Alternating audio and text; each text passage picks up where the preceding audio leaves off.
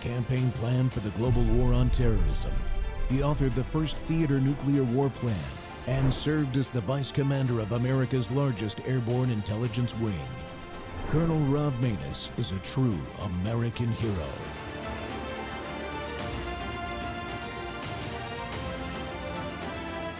This is Rob Maness Live. Standing behind me very strongly, I want to pay my respects to Lindsey, who was our friend. He was a friend of all of us. He was a great guy. He was a great politician, actually.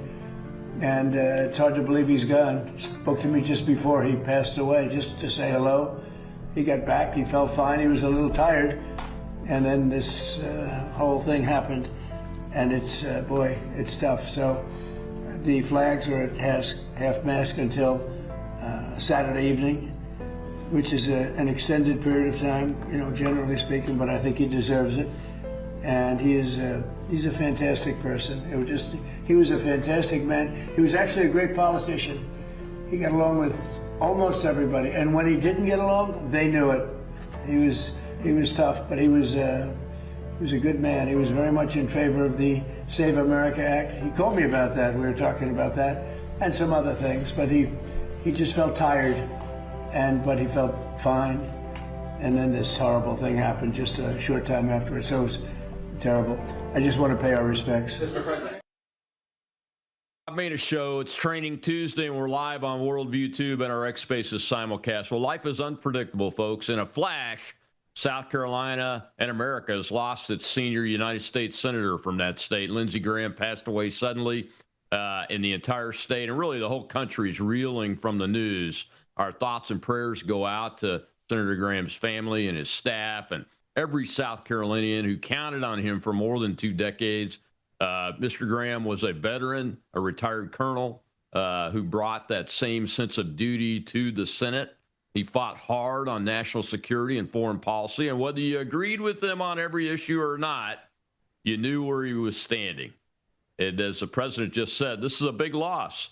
We're going to spend today unpacking exactly what this means. Our guest will walk us through what some are already calling the new 40-day senator and how the seat will be filled eventually with an election. And we'll hear directly from South Carolina's Congresswoman Nancy Mason, a clip later in the show on Mr. Graham's passing and his legacy.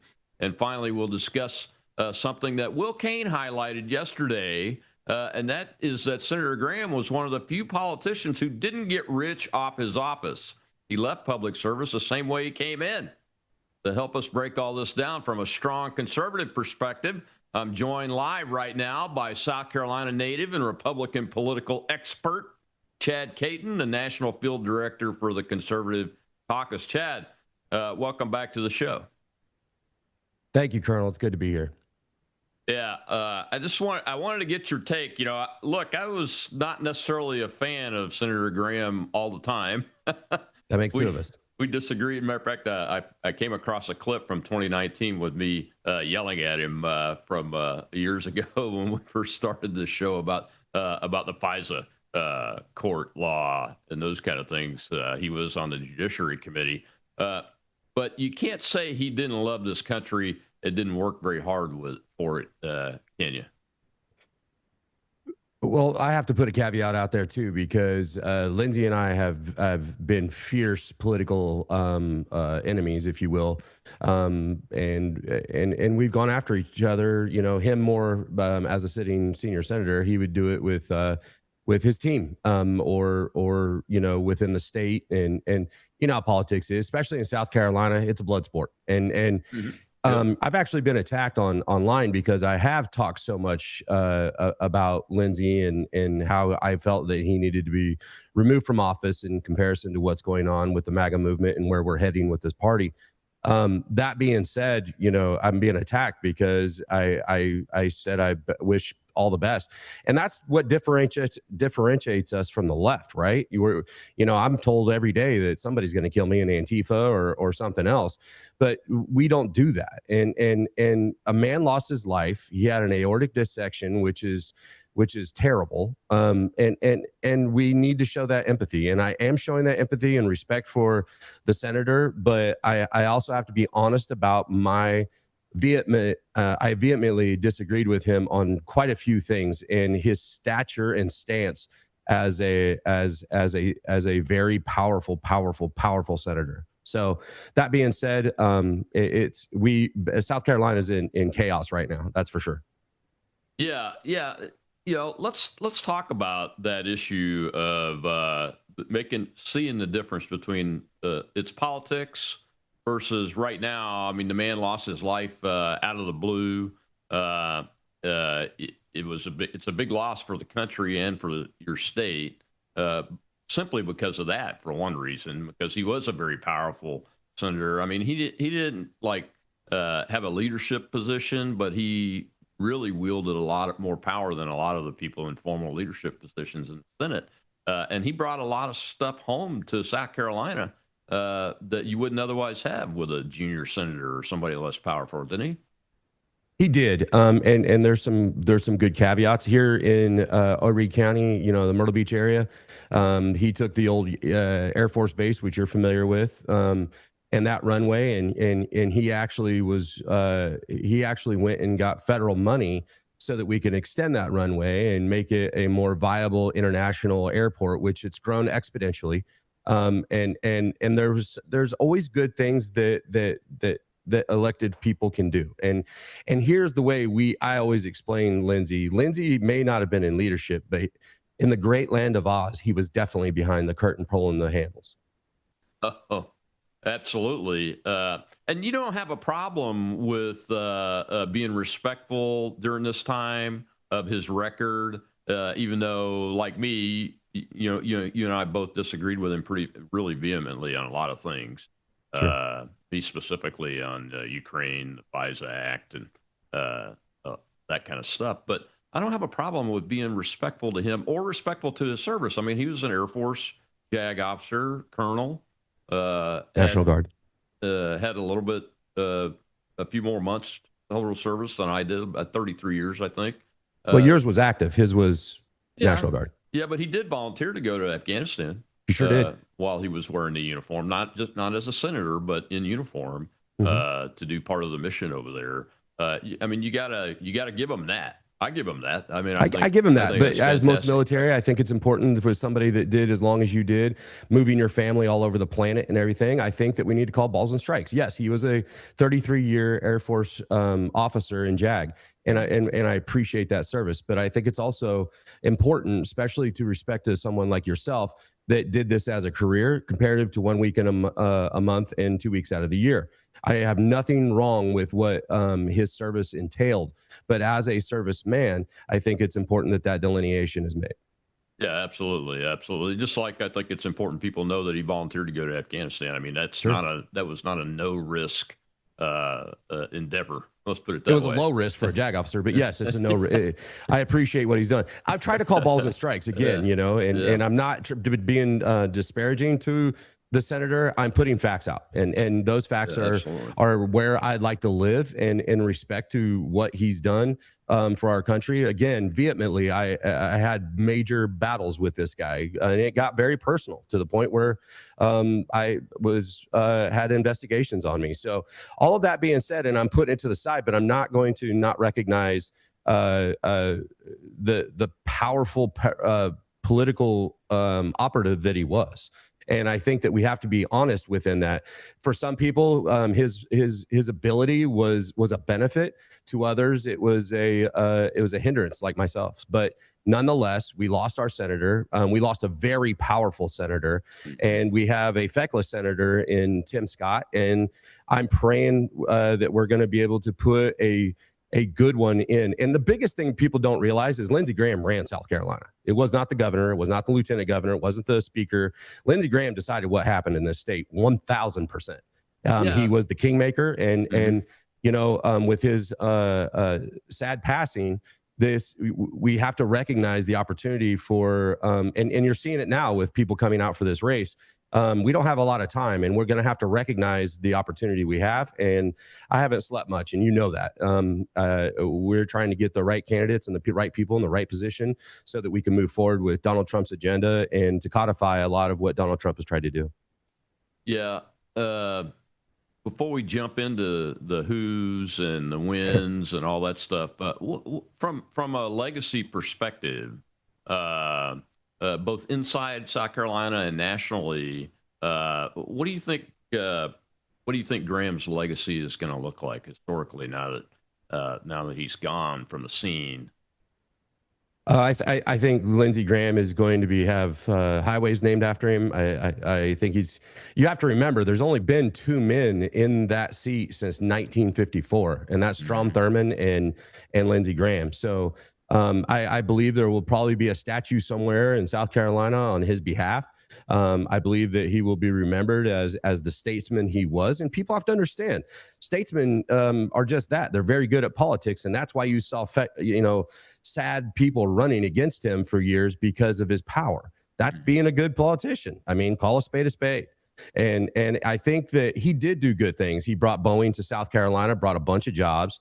He brought Mercedes. He was a big part of that. There were some other things that he tried to bring to the state that ended up costing us a bunch of money. But, overall, I think his legacy and something that I can really get behind is he legitimately worked for veterans. He had an entire office in his Senate offices that their job was to look into issues that veterans were having with the VA. And I do know a lot of people that Lindsey Graham helped and his office helped. And that was something that was near and dear to Lindsey. And I give him all the respect in the world, even myself, having wrote my senator based off of some VA issues that I was having, and his office was there for it. So all of those things considered, I think his VA or his backing of veterans in the military, even in appropriations, right? He made sure that we had the money and budget to build the strongest military we have under Donald Trump. All of that being said, within budget and then his judiciary, he's made sure we put some good well, not all of them, but we have some pretty decent senior Supreme Court justices and federal government. He supported the effort wholeheartedly, on the judges getting them nominated. I mean, sure Kavanaugh, I don't think Kavanaugh would have gotten confirmed had it not been for Senator Graham. So, and that will go down in law. They'll see that. They'll be playing that in law offices about watching Lindsey Graham, which in most lawyers who are usually sharks have no emotion whatsoever. You saw the emotion of Lindsey Graham, whether it was fake or not, to get his point across in that committee hearing. And he did a solid for Judge Kavanaugh, who has been a pretty good judge for us. And it showed his power. Like you said, he's not in leadership, but it showed his power because he spanked every one of the Democrats that day to the point where they had to take a knee, and Kavanaugh became a Supreme Court justice. Absolutely. We got to take a commercial break. We'll be right back with Chad Caton. We're talking about the passing of Senator Lindsey Graham and everything that comes along with that. We'll be right back.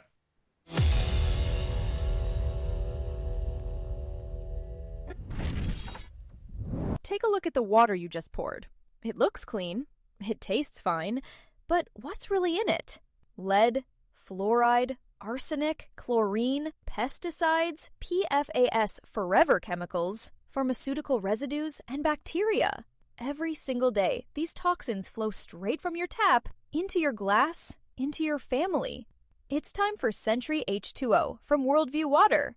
Sentry H2O is the ultimate water treatment technology, designed to remove harmful toxins, balance your water's pH, and enrich it with essential minerals like calcium and magnesium, the way nature intended. From commercial-scale systems to whole house filtration to crisp, delicious drinking water right at your kitchen sink and shower, Sentry H2O delivers cleaner, healthier water everywhere you need it. No plumber, no tools, no plumbing knowledge required. Perfect for homes, apartments, rentals, RVs, refrigerators, and more. Because everyone deserves access to clean, healthy water. Visit worldviewwater.net. That's worldviewwater.net. I want to thank the governor for selecting me to serve the remainder of Lindsey's term. It is such an honor.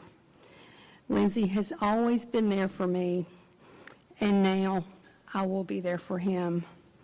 My brother was the most amazing person, outstanding leader, and just a genuinely good man. He was kind and considerate and loved by his family dearly. As I think everyone would agree, Lindsey worked harder than anyone. He worked nonstop to make our state, country, and world better. He loved his family and loved serving this state and our country. He dedicated his life to our country. It is such a privilege to get to finish some of his important work, and I promise to work hard over the next several months to support the President and carry forward the efforts of my brother on behalf of the citizens of South Carolina and the United States. I know Lindsey thought the world of his staff and colleagues, and with their support, I feel confident. I think this is what Lindsey would have wanted, and I plan to honor him in this way. Now to Lindsey, I miss you more than I can even put into words, but I'm going to do this. I got it. Thank you. Welcome back to the Rob Maness Show on Worldview Tube. And my guest today is Chad Caton, who is a South Carolina Republican who has been involved in Republican politics in the state for decades now. I don't want to age him too much, but it has been decades. And I consider him an expert in this area. Chad, this has left a vacuum of not only the position itself, but a vacuum in the state. As you mentioned, he ran the state. So you've got a leadership vacuum plus the Senate seat vacuum. Your thoughts on that was his sister, Darlene Graham Nordone, who's been named by the governor, had been appointed by the governor to take his seat. Your thoughts on that development first, I guess. Well, the people that are the anti-establishment folks, the real MAGA folks here in South Carolina, could not thank the president for posting about that, making it very complicated for the governor to go another way. For instance, to give the leg up to his lieutenant governor, who just lost the governor's race to our AG. So there was a lot of, I was super worried about. I mean, literally at 2:00 in the morning, my phone was blowing up. I was on the phone and I was talking to possible candidates that were calling me. I was calling them. We're trying to figure out how this was going to work out. I talked to Governor McMaster's office. I mean, everybody was up at 3:00 in the morning throughout the rest of the day in South Carolina that are players or advocates in politics here in South Carolina. So I think that this, whether it was, it's said that, well, let's put it this way. The way that the president posted about putting Lindsey's sister up made it sound like this was his idea. And I'm going with that because essentially he took that pick out of the hand of the establishment and gave us a real shot at the primary. Yeah, I've seen some criticism of that, though. Oh, my God. From all over the spectrum, by the way, left and right, about, well, Senate seats shouldn't be to pay tribute to anybody, et cetera. I guess the president made a comment about, well, we're going to honor Lindsey by doing this. But really, it's a smart political move, isn't it? I mean, it's really and smart. thank you for giving me an opportunity because I've been losing my mind all over Twitter. There's so many huge accounts that I consider political accounts that have a tendency to understand what's going on. But this is extreme nuance, right? This is a special situation. Everybody keeps putting up some other senator's wife is now a huge rhino and a pain, and she won't leave the office and all that. But there's so much difference, and one of those are time concept of our primary or our general election.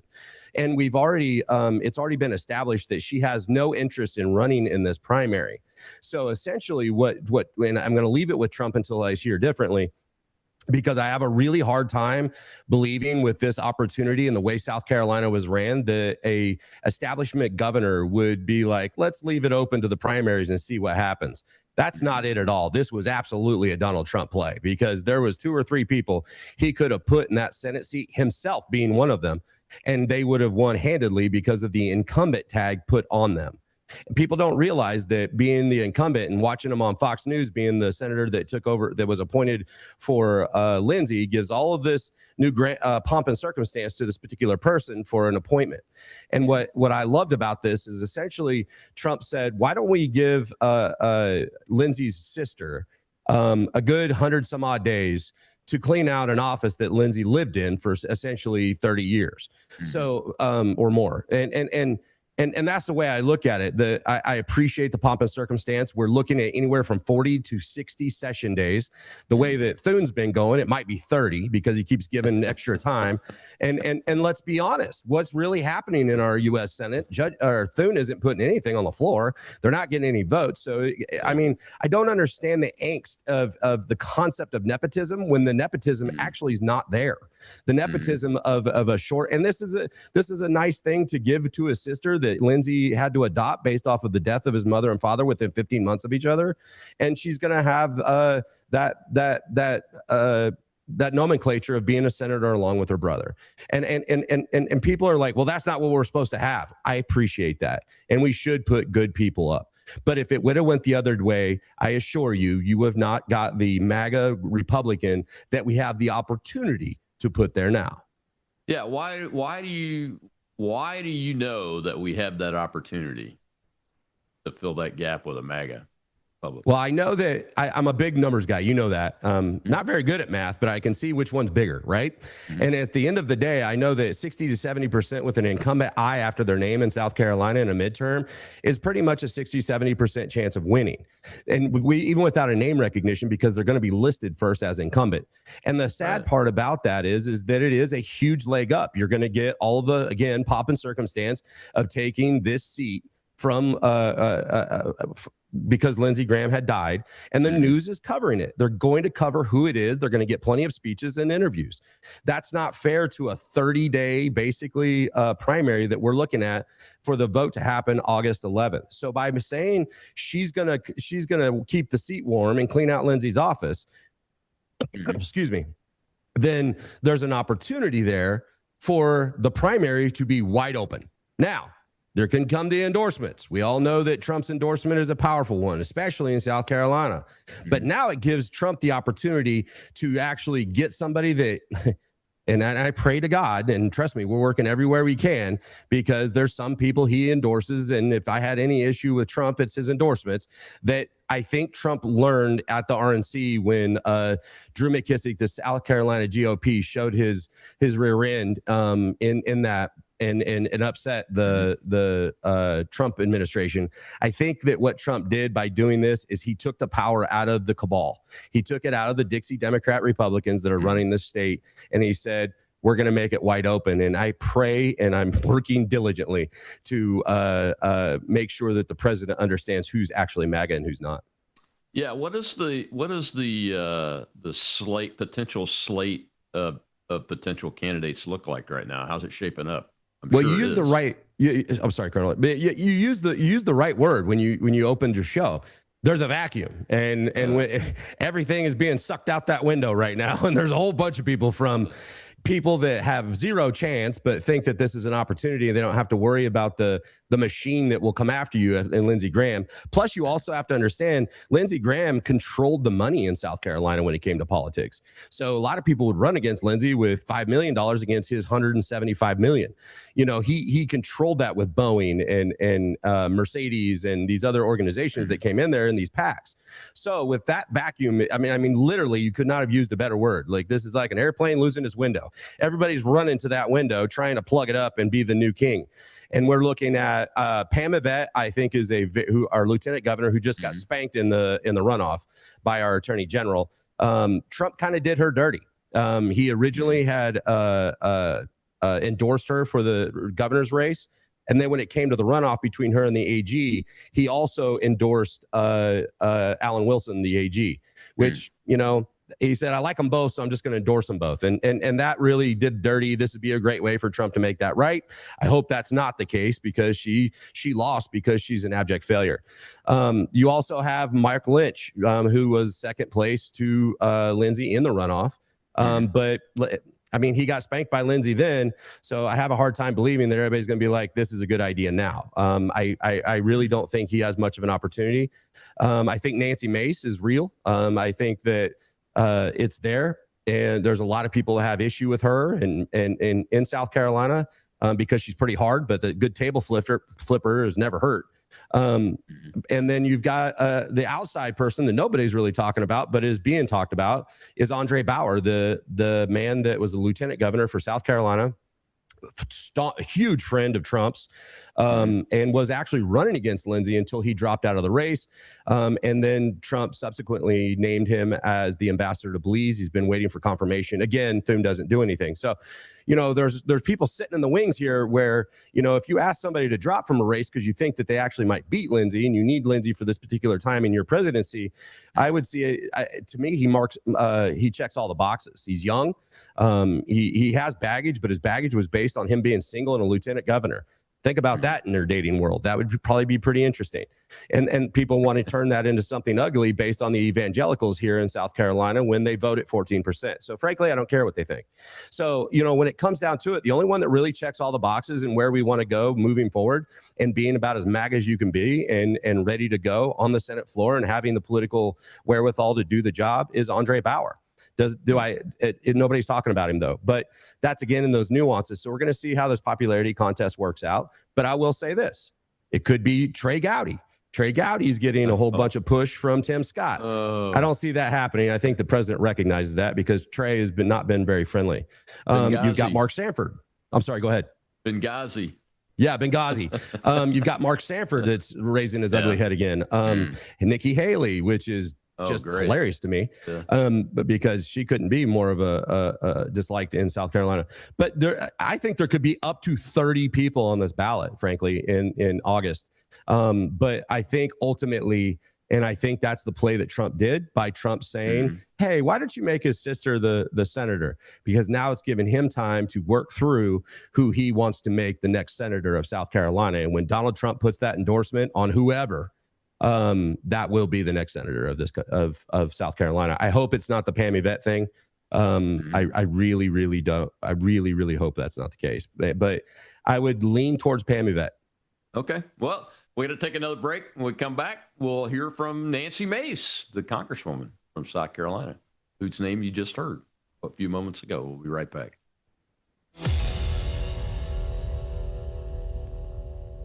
3 years ago, the United States was stunned by an announcement from war-torn Korea. U.S. Army Private David Hawkins and 20 other prisoners of the communists had become turncoats. They had renounced their own country and disappeared behind Red China's bamboo curtain. What had you heard? Well, only what our Chinese captors had told us, how great they were working toward socialism, the great strides that they were taking, bettering the life of the Chinese people who for so many thousands of years had lived a life of oppression under various governments.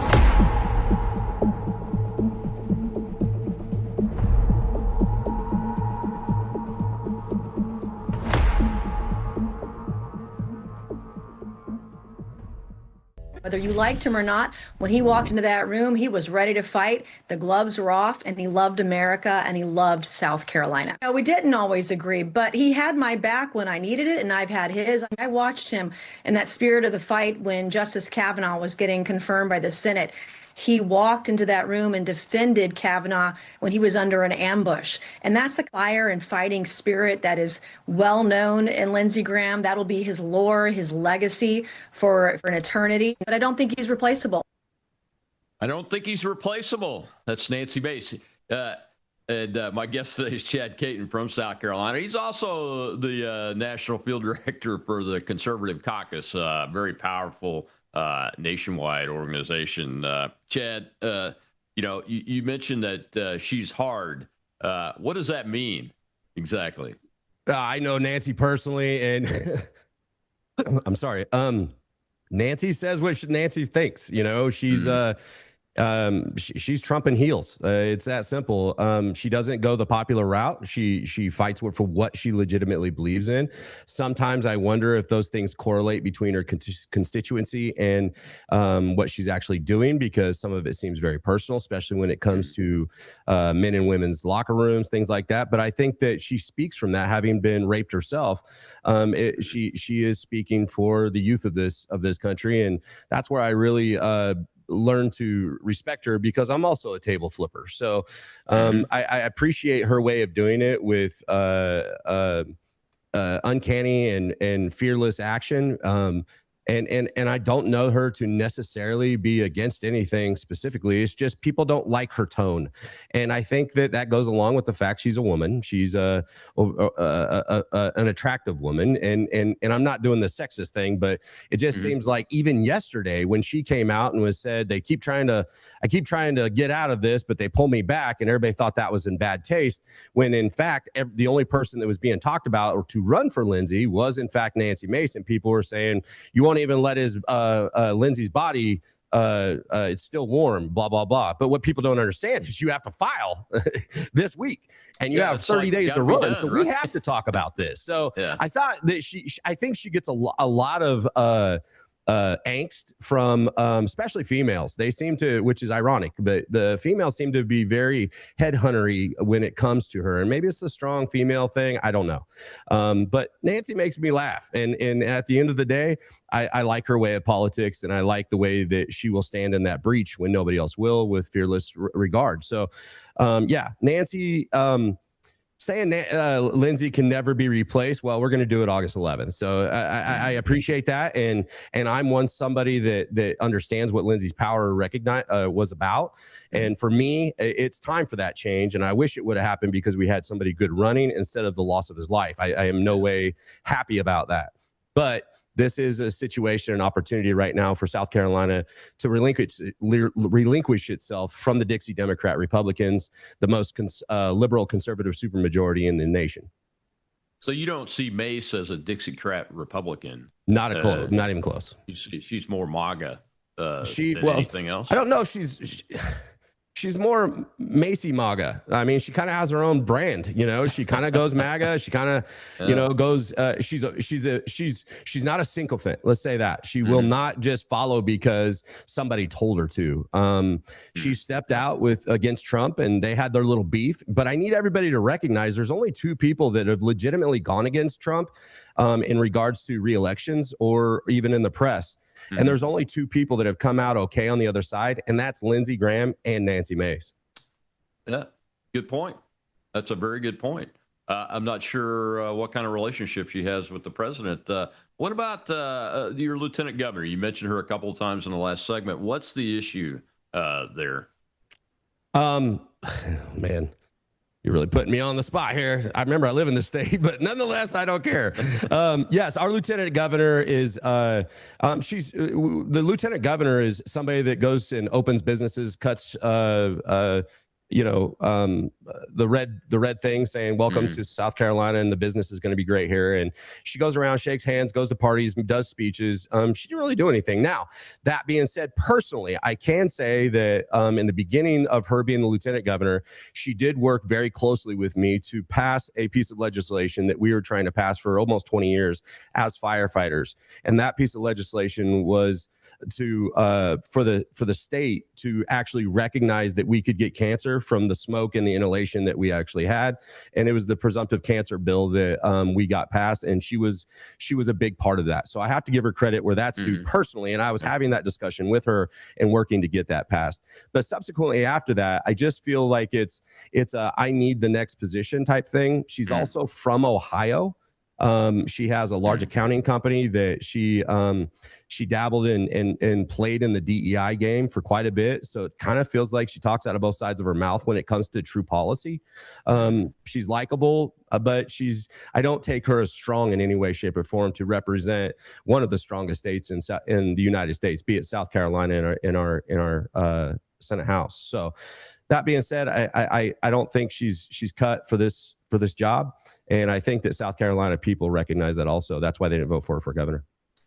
Yeah, being a CEO and then dabbling, to quote you, in the DEI thing as a corporate CEO, that's a big red flag for a lot of people.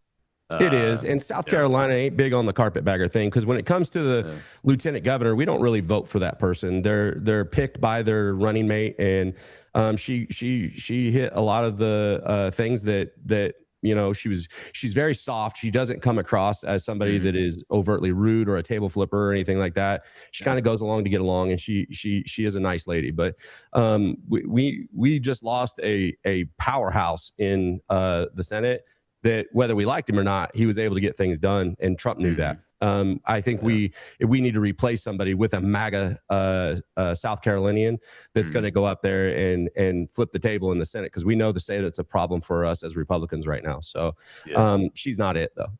Yeah, and we know that the president likes Bauer. He wouldn't have appointed him to be an ambassador to anywhere, I don't think, if he didn't know him and have a good sense of hearing. What's the difference between a Mace candidacy and a Bauer candidacy from your perspective?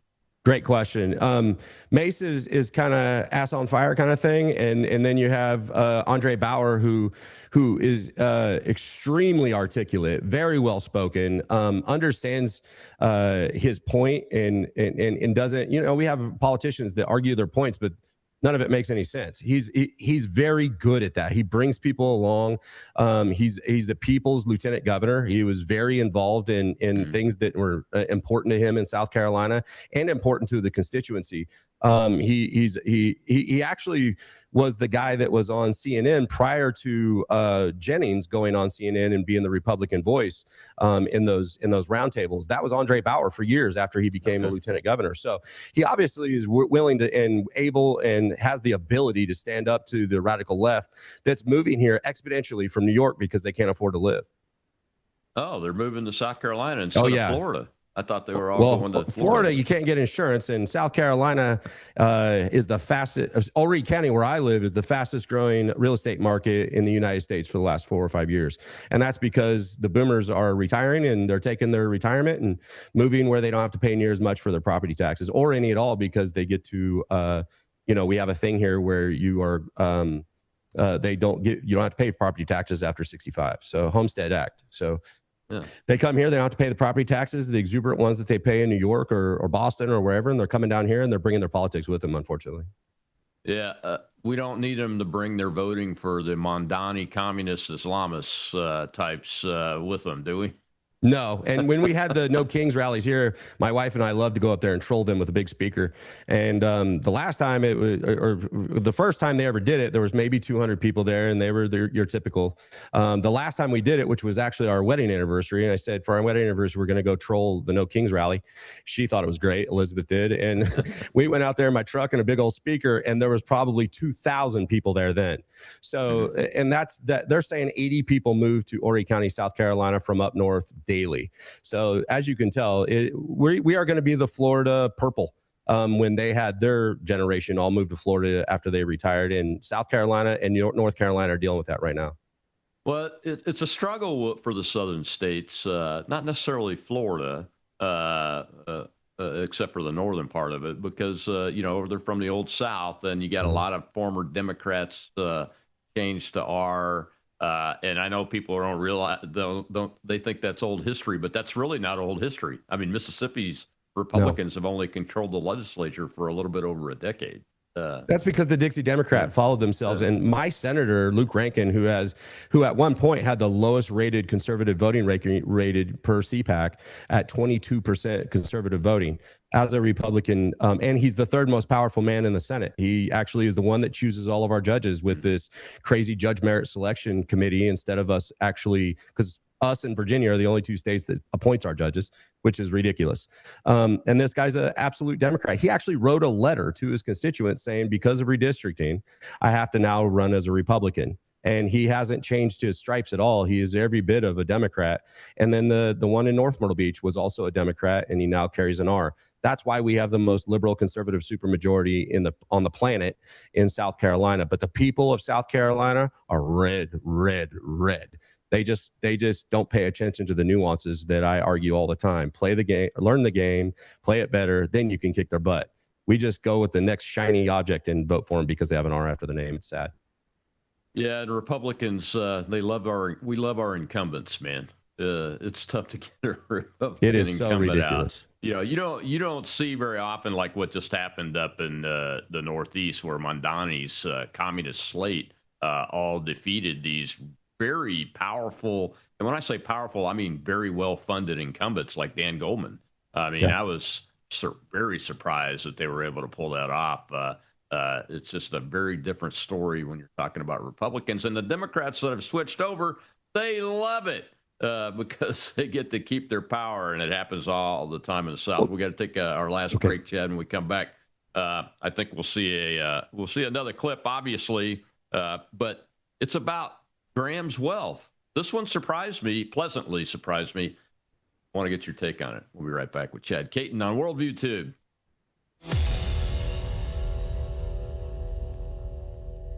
The storm hits. The power's out. The stores are empty. Grocery shelves cleared in hours. And now you're staring into an empty pantry, wondering how you're going to feed your family. It doesn't have to be that way. Worldview Store offers premium emergency freeze-dried food, real meals packed with nutrition, ready when you need them most. Hearty breakfasts, savory dinners, hot, satisfying food for your whole family. With a shelf life of up to 25 years, you store it once and forget about it until the day you need it. Just add water. In minutes, you've got a hot, delicious meal. No refrigeration, no fuss, no panic. Hurricanes, blackouts, job loss, supply shortages, whatever comes, you'll be ready. Don't wait for the next emergency to wish you'd prepared. Visit worldviewstore.com. That's worldviewstore.com or call 901-825-0652. That's 901-825-0652. It's reported today that Lindsey Graham died with a net worth of $1.5 million. The man served in the United States Senate for 30 years. Now, one could say, why are you going to throw flowers at the feet of the way it should be done? Maybe because it's a rarity to see it the way it should be done. Like the vast majority of people in Congress and in the Senate that go serve for 3 decades come out mysteriously and typically rich. And here's Lindsey Graham, and I think his primary net worth was in a Washington townhouse that he owned and a home back in South Carolina. Like, he obviously wasn't insider trading. He obviously wasn't on the take for Zelensky. My man was just doing it for love of the game. 100% love of the game. That's Lindsey Graham. Welcome back to the Rob Maness Show. It's Training Tuesday, and we're talking about the unfortunate sudden death of Senator Lindsey Graham from South Carolina with South Carolina Republican expert Chad Caton, who's also the national field director of the Conservative Caucus. And that one surprised me, Chad, because, you know, Senator Graham is heavily involved in the defense sector. You mentioned that he brought Boeing and Mercedes to the state of South Carolina, moving thousands and thousands of jobs and economic impact dollars into the state, which is wonderful. But for him to have only as his net worth the 2 homes really that he owns is really shocking in today's environment in a positive way. Yes. But it's also what we know Lindsey for. Everybody's out there saying what an operative he was, what an amazing political mind he was. He had enough skeletons in his closet that the financial thing would probably be a big problem when he was a part of appropriations and a part of defense spending. It's widely known that he took the military industrial complex from McCain when he died. And Lindsey was his point person. And Lindsey, I'm not going to make any accusations but what I will say is that how can we say that somebody was such a fox in the concept of politics and make the assumption that he was with the military industrial complex, Boeing, Mercedes, all of these things, and he always had $200-300 million in his campaign coffers, in his Wells Fargo account and what he's known, which I actually looked it up, and I think Will Kane's wrong there, because his condo or townhouse he had in DC was known as a rental. He just had been renting it for a very, very, very long time. However that works. But see how easily that can be misconstrued. So he had his sister, he had his nieces and nephews that all have net worths at very young ages. So you tell me. I don't know, but I'm not jumping on that. Well, damn, Lindsey's great, and he didn't partake in the game that is money floating around DC. I'm not fully. I look too far into things, and like you said, I have been living in South Carolina. There's not many people that know Lindsey better than me, just based off of our own issues and fights. And I'll just say that I don't know that that's necessarily accurate. I would just say that in the defense piece of it, anyway, it's very difficult to hide it because there's so much money there. Well, it's difficult to find it. What you mean, I think, because it's not hard to hide it. You just got to put it over here, way far away from you, and say, this guy, Bob, whatever. And that's not just Lindsey, that's South Carolina. I mean, you want a road built in South Carolina, it's all about greasing the wheels. Unless you have people like Chad Caton that'll stand up to you to keep a stupid road coming through a swamp here to Myrtle Beach, South Carolina. So all those things, and that's why it's important that we stand up and get off to X and these things and get out and get things done. Absolutely. So, were you surprised? The president's talked about this a couple of times since Lindsey died.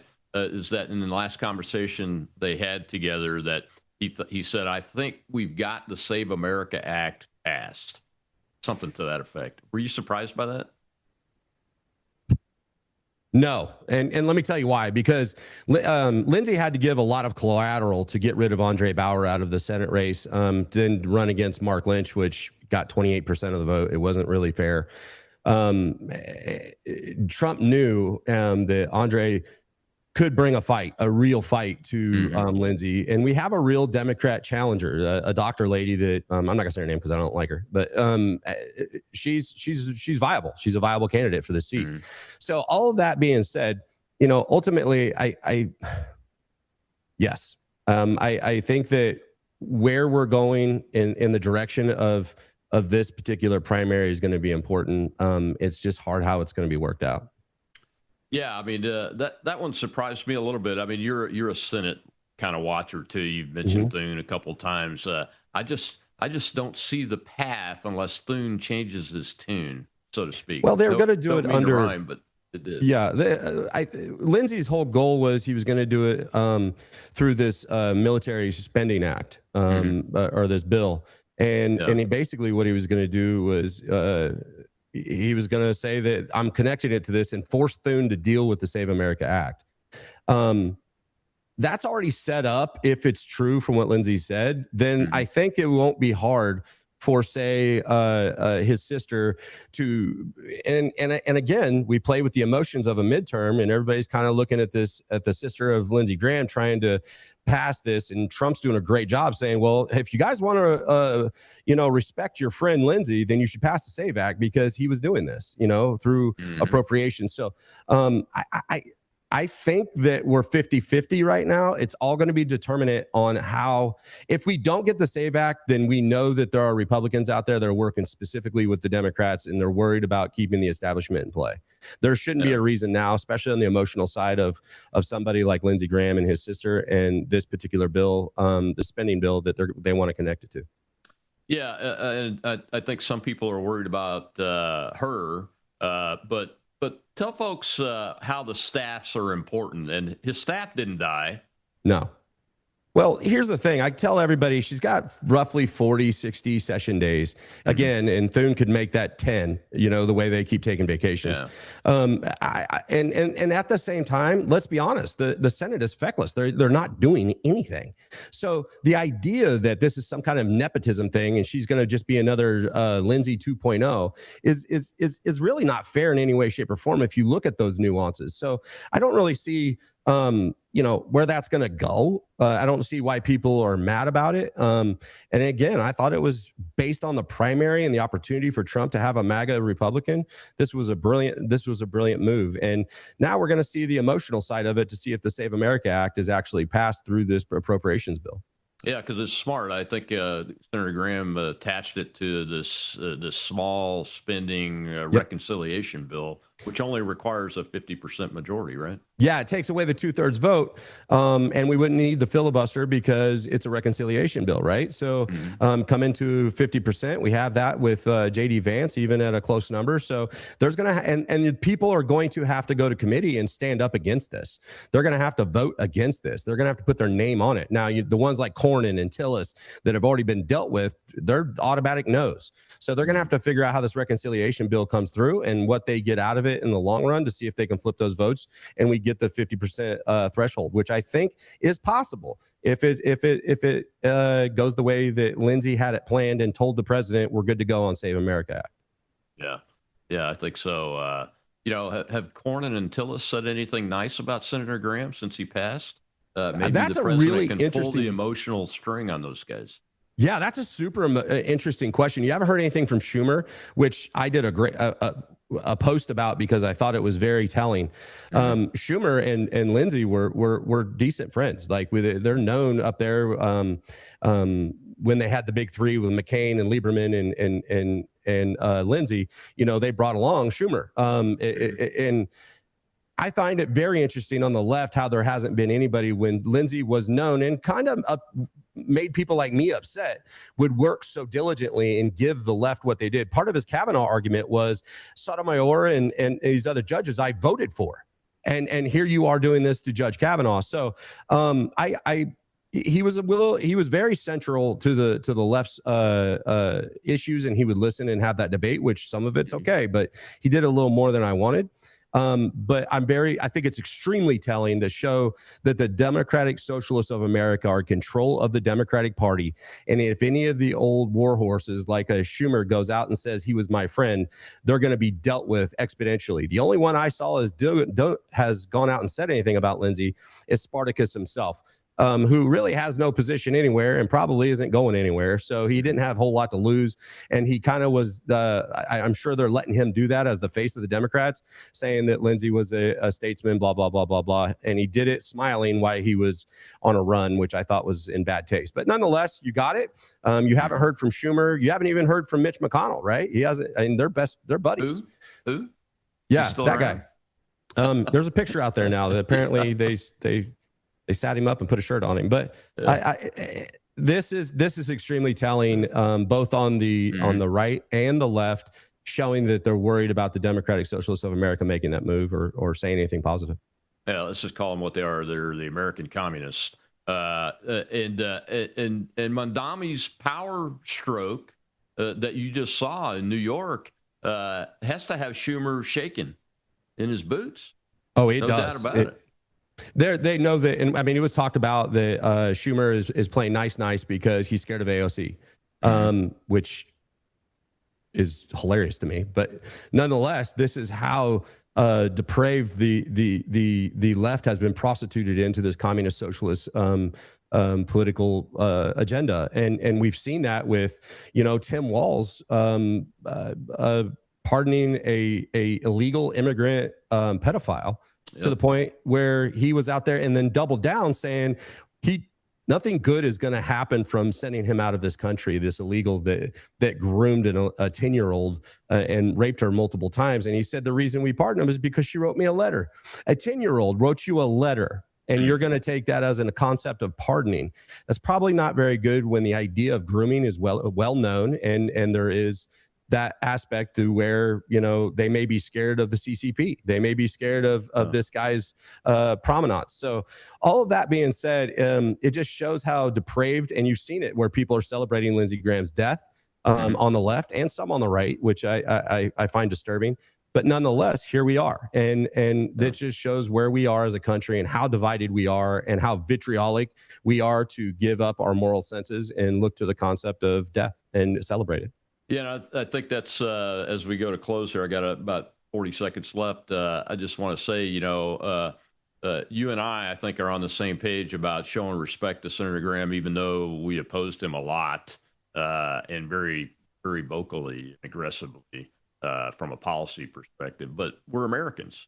We're all Americans. And I think I'm a little concerned that the other side can't see that anymore. And that's probably the most telling story as we come into these midterms and then 2028, isn't it?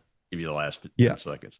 Yeah, Colonel, I get threatened every day. Nick Sorter, we do what we do when we go to these Antifa riots. I mean, they look us in the eye. They definitely want us dead. There's not a moral compass in there in any way, shape, or form. And we have got to the concept of that vitriol to where people just would rather kill people than have debates or be intelligent. With today's AI and Google, there's no reason we have the unintelligent voter that we have. And they choose to be lazy. They choose to follow certain people. I tell people all the time, don't follow me. Take my perspective and look it up. Make your own decisions. And that's why I try to ride very strongly on calling balls and strikes based off of my political beliefs. So, and the conservative caucus. So all of that being said, we are in dangerous times, and the morality of this country is in the microscope right now, and I hope that we can take a immediate turn right and fix it.